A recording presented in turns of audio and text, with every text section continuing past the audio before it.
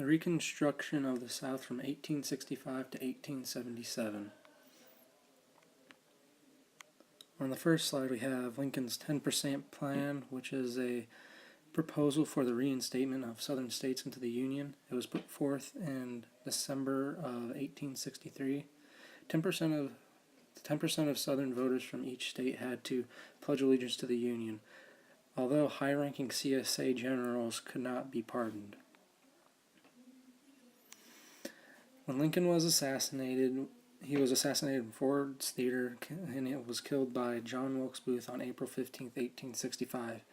After this, Andrew Johnson became the new president, and this event occurred only 5 days after the South had surrendered in the Civil War.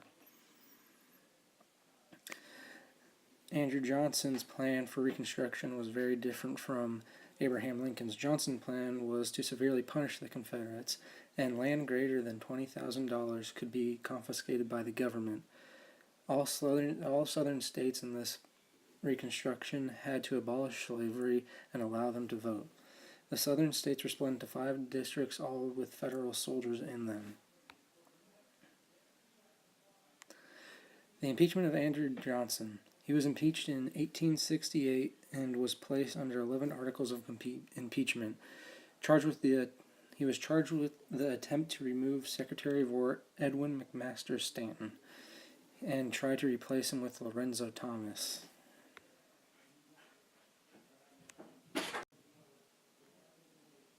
The 13th, 14th, and 15th Amendment.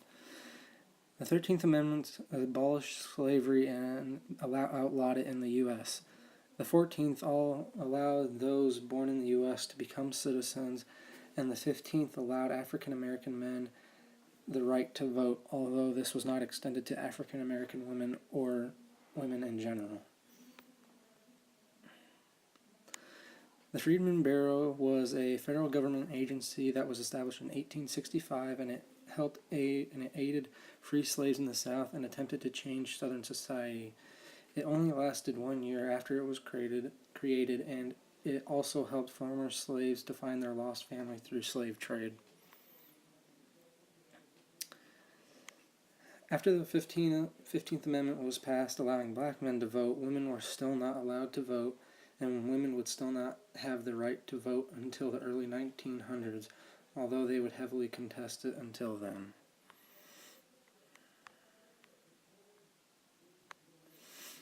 Wage labor and sharecropping was the new way of system where blacks worked and where they worked on plantation owners' land so that they can live there.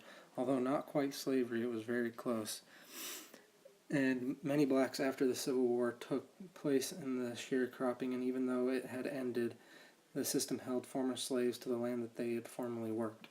Since many of the plantation owners still owned their land, they had to share some of the crops. The slaves themselves had to share some of the crops they produced with the former slave masters.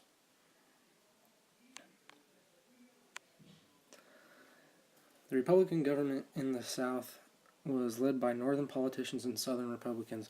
Many true Southerners felt that they had been betrayed by their own, being the Southern Republicans.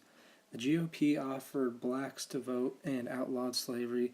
The GOP also helped establish a public school system in the South and also promoted economic development within the South to help them along after the war. Many Southerners did not like scallywags and carpetbaggers. Scallywags were Southerners that were part of the Republican Party and became high-ranking politicians in Southern politics. Carpetbaggers were Northerners who came to the South to try and fix the South through politics. The Civil Rights Act of 1875 is also known as the Force Act, was created into federal law. It guaranteed African Americans equal treatment in public accommodations and public transportation. African Americans also had to take part in jury duty. Even though they were guaranteed equal treatment by the government, private citizens of the South did not partake in this fair treatment. The counter-revolution in the South. This took place after the Civil War. White Southerners did all they could to stop radical Republicans from changing their way of life that they were so accustomed to. The paramilitary groups combated the GOP at polls and other places and tried to stop them from changing.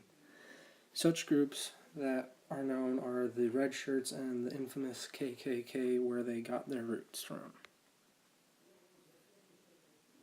The political crisis of 1877 and the Compromise of 1877.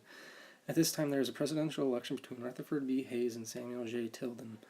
Hayes became president. In return, he had to alleviate all federal troops.